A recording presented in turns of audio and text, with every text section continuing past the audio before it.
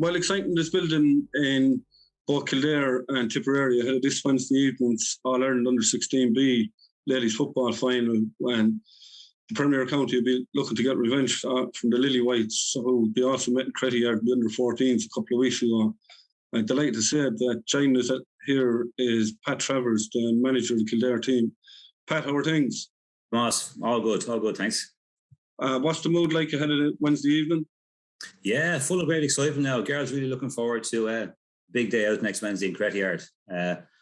It's great to get to an All-Ireland final. It's a first-time experience for myself, and it's the same for most of these girls. Yeah, and of course, Tipperary and Kildare played in Crettyard in the Under-14s only a few weeks ago. So Tip have a few girls who their sisters would have played in that game. Is there much of a crossover with your team? Yeah, we have a girl who plays with us now, and her twin sisters were on the Under-14 team. Saoirse Mann plays with us at Under-16, and our sisters Avian and Quiva are on the Under-14 team. So, yeah, all good. Great excitement. It's, I suppose, much like Tipperary, it's a small enough community in the ladies' football side, so there's always going to be a degree of crossover like that. And of course, as you said, most of these playing in the first All-Ireland final, like the nerves are going to be at them and that over the next 24 hours or that. So how do you expect to deal with them? Well, that's always going to be a challenge. We just try to get the girls to see it for what it is, an exciting day out. But it is, let's face it, it's just another match when it comes right down to it. Once the whistle is blown and the ball is in the air, it's just another game. It's to try and get them ready to accept that and to treat it as that once the game starts. But look, we're all human, and when they're 15, it is a big day. It is a big day. Yeah, I suppose whether you're 15 or whether you're 30 or whatever age, like, the nerves are always going to be there in All-Ireland final day. Yeah, well, thanks for saying 30 there. You could have been a little less generous, but yeah, it's the same. It's probably a harder one for the management side in terms of this. It could be a once in a lifetime experience for management. Same would be true of Pat Morrisey on the Tipperary side. But with the girls, they would have aspirations, I'm sure, to experience many more of these in the next 10 or 12 years, whatever length of time they end up playing ladies football. Yeah, because I suppose when you get the taste of it, you want more, really. And that's what both Kildare and Tipperary are looking at. I remember Liam Cattle talking with the Tip minor hurlers a few years back. It's his job to have players ready to step forward to an adult team. And I suppose you on the Kildare side and your backroom team and Pat Morrisey's backroom team, that's more or less your job as well.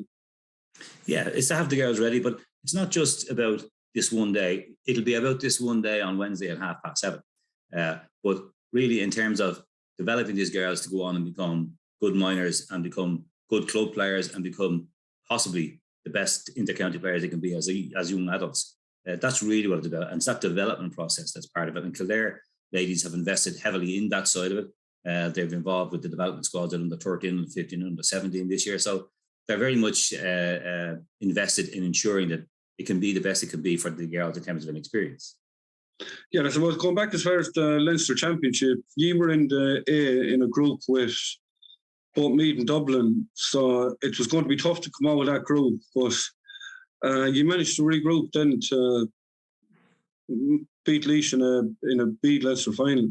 Yeah, ourselves and Laois were in with Dublin and Meath in the Leinster A Championship, and the top two went through, Meath and Dublin, and went on to play a terrific Leinster A final. And ourselves and Meath then were moved into the B Championship, and we met again then in the Leinster final. Yeah, and I suppose looking at that there, you managed to get over that, and you had a titanic battle against Mayo a couple of weeks ago in that semi-final. Yeah, it was a terrific game. Mayo are a class act now. They really are a class act, and they really, really brought their A game. We were fortunate enough to hang on in the end. We got a good start and got a few points ahead, and our girls worked extremely hard to hold on to the lead, but Mayo pressed us all the way. It was a great game, and I'm sure they will travel back to Mayo scratching their head saying, how do we let that go? We're grateful to have another day out this Wednesday to show that we deserve to get through to the final. Yeah, looking at Tip then, Tip were in the A Championship as well, obviously played Cork and Kerry. probably didn't get the result they deserved against Cork, and the occasion got to them a small bit against Kerry, but they managed to regroup and beat Clare in the Munster final and had a good win the last evening against Donegal. So you have a formidable side up against you. Absolutely. And we would have played Tipperary in challenge games over the last couple of years. And are always have been exciting games, and they're an exciting team to watch. They play fast football, good for the spectator to see. They don't get overly caught up in the defensive systems or whatever. So it's just a great game to see, and they bring an excitement to their game, and their supporters are terrific. Yeah, well, they promised to bring plenty of colour to Crettyard, just like yourselves. Just talking about their not getting caught up in the defensive game, we've seen it when Tipperary and Kildare played the under-14 final. Kildare kind of played that kind of game, and they were getting ball into their full forward line fairly quickly and causing consternation. Would you be tapping into that kind of play, or give your own system? Well, if we were tapping into that kind of play, I certainly wouldn't be telling you Tomas Dale today, just in case others got wind of that.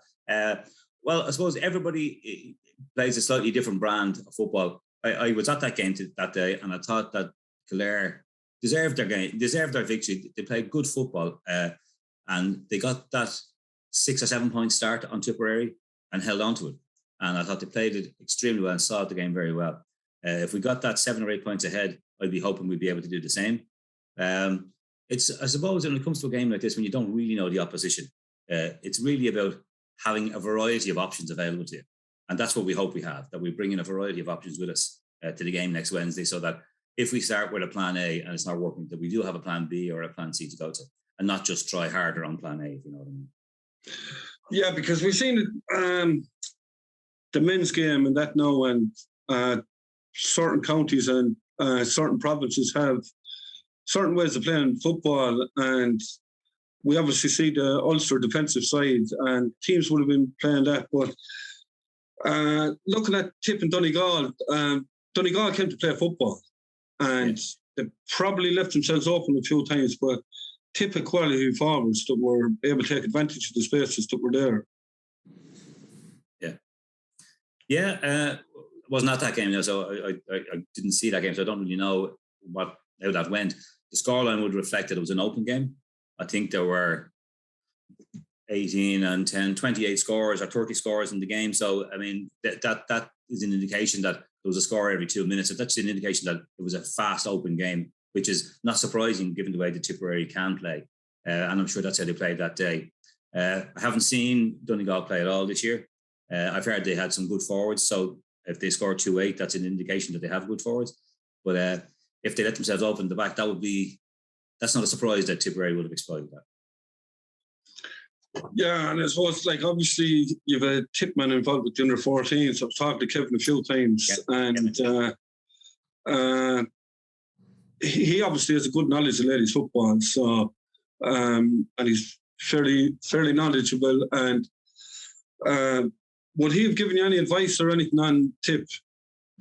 Oh, I think if it's in the blood, you'd have to respect his caution about that.